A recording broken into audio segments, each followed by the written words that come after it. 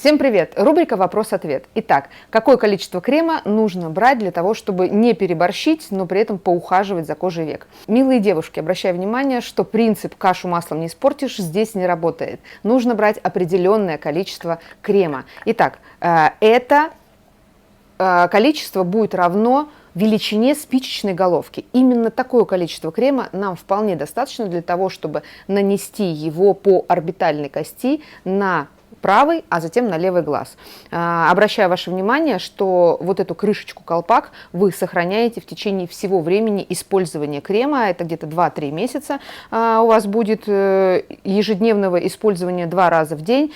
И обязательно используйте вот этот дозатор, потому что таким образом мы будем сохранять качество нашего крема. Итак, мы берем небольшое количество средства со спичечную головку, и далее мы подушечкой